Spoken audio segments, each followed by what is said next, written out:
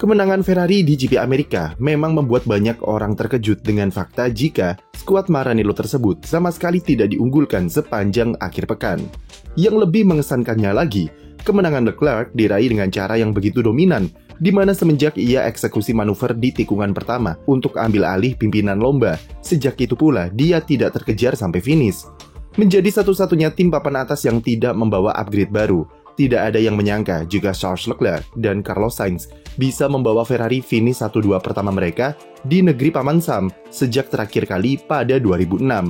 Namun di balik dominasi Ferrari di Amerika, ada beberapa intrik yang terjadi di paddock F1 mengenai apa sebenarnya yang mereka utak-atik dari SF24 sehingga bisa menampilkan performa dominan saat balapan. Meski tidak membawa upgrade sama sekali, tapi perlu diingat jika tim tidak harus selalu melaporkan komponen baru yang mereka bawa kepada FIA.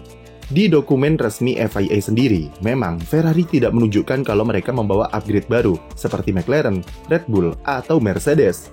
Namun, itu tidak menunjukkan fakta yang sesungguhnya mengenai apa saja yang Ferrari lakukan untuk mengembangkan mobil SF24 sepanjang GP Amerika. Di regulasi sendiri, tertulis jika tim hanya wajib melaporkan komponen-komponen baru yang sifatnya perubahan besar, baik secara visual ataupun performa, dan komponen itu belum pernah dipakai pada balapan sebelumnya. Yang artinya bisa saja Ferrari membawa komponen lama mereka yang kemudian dimodifikasi untuk disesuaikan dengan kebutuhan di sirkuit kota. Frederick Vasseur sendiri menegaskan jika meski tidak ada upgrade yang dilaporkan ke FIA, itu bukan berarti timnya tidak memiliki sesuatu yang baru di mobil, karena upgrade yang dilihat di dokumen FIA hanyalah untuk eksternal saja. Vasseur tidak menjelaskan lebih lanjut soal apa yang Ferrari ubah di Austin, tapi spekulasi yang berkembang akhir-akhir ini adalah mereka membawa spesifikasi baru untuk sayap depan. Ferrari sejatinya sudah meluncurkan upgrade sayap depan pada GP Singapura, yang merupakan bagian dari kelanjutan pengembangan mobil sejak GP Italia. Sekedar mengingatkan, lonjakan performa Ferrari di paruh kedua musim ini terjadi setelah development mobil yang mereka lakukan di Monza dengan memperkenalkan floor baru. Floor tersebut menghilangkan masalah purposing yang sempat mereka alami di pertengahan musim, sekaligus membuat mobil SF24 memiliki keseimbangan platform yang jauh lebih baik, yaitu lebih mudah dikendalikan serta lebih mudah diprediksi. Upgrade front wing di Singapura bertujuan untuk menyempurnakan elemen floor baru Ferrari, yaitu membuat sinkronisasi airflow yang lebih baik dari depan untuk optimalisasi performa aerodinamika. Perbedaan yang terlihat adalah dari geometri main flap-nya yang memiliki lengkungan lebih agresif dari versi sebelumnya. Ini bertujuan untuk memaksimalkan airflow yang diarahkan ke bagian terluar sayap depan, karena di area itulah yang jadi fokus utama Ferrari. Mereka membuat beberapa modifikasi kecil di area trailing edge atau konjungsi antara flap dengan end plate. Bentuk antar sambungannya dibuat lebih melingkar dan lebih ekstensif untuk memperkuat efek outwash yang dihasilkan. Selain untuk menambah downforce, Ferrari juga ingin membuat outwash-nya lebih kuat dan mempertahankan aliran outwash itu supaya tetap mengalir turun ke bawah. Hal itu untuk menjaga airflow dari sayap depan supaya saling terkoneksi dengan airflow dari outwash yang dihasilkan dari ban. Ketika dua outwash ini bertemu, maka energi airflow yang dihasilkan akan semakin kuat. Efeknya adalah aerodinamika akan lebih efisien dengan drag yang berkurang dan sekaligus akan menjaga kinerja floor supaya tetap optimal serta konsisten. Di GP Singapura, upgrade sayap depan tersebut memang tidak terlihat karena kelemahan Ferrari di kualifikasi yang masih belum bisa mengoptimalkan ban soft.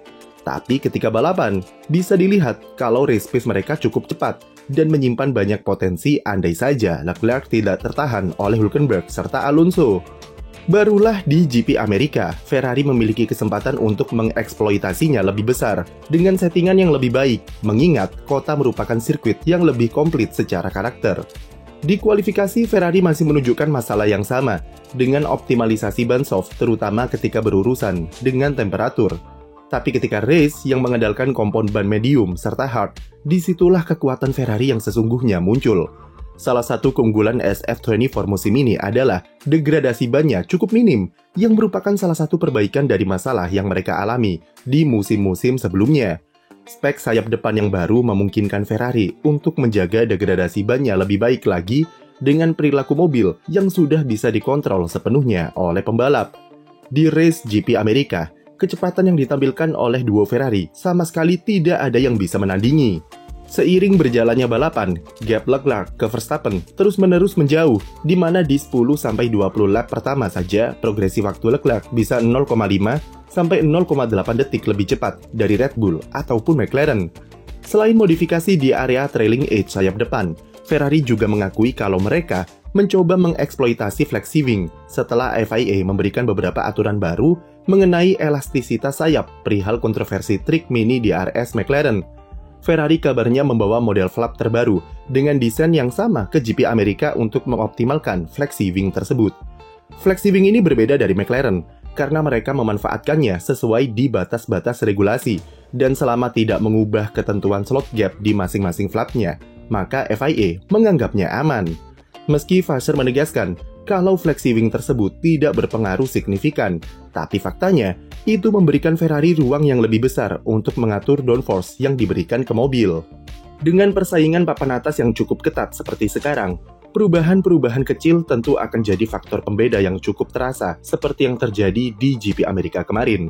Kemenangan Leclerc di Austin adalah yang ketiga baginya musim ini dan yang keempat bagi Ferrari sepanjang 2024. Meski sempat sempoyongan di pertengahan musim, tapi beberapa hasil impresif yang mereka torehkan, serta konsistensi dari Sainz serta Leclerc membuat Ferrari masih berada di jalur untuk perebutan juara konstruktor. Duduk di posisi ketiga klasemen, mereka sekarang cuma terpaut 8 poin saja dari Red Bull dan 48 poin dari McLaren di puncak. Dengan 5 balapan tersisa, tentu semua bisa terjadi, apalagi jika Ferrari bisa menjaga level performanya sama seperti ini sampai Abu Dhabi. Ferrari setidaknya masih punya peluang untuk memenangkan 1 atau 2 balapan lagi, yaitu di GP Meksiko atau di GP Las Vegas. Meksiko meski sirkuitnya cukup mendukung untuk karakteristik SF24, tapi kami sedikit skeptis karena selama era ground effect, Ferrari belum pernah tampil bagus di sana dengan tuntutan downforce yang besar dan suhu yang panas. Kami lebih optimis di Las Vegas mengingat Leclerc saja tahun lalu bisa pole dan bersaing kompetitif dengan Red Bull. Kuncinya adalah Ferrari harus bisa manfaatkan Leclerc dan Sainz untuk kumpulkan poin lebih banyak dari McLaren yang terkadang masih inkonsisten dengan paket mobilnya. Leclerc harus ada di ujung tombak terdepan karena dia sedang ada di performa terbaiknya, dan ini tidak boleh disia-siakan oleh Ferrari.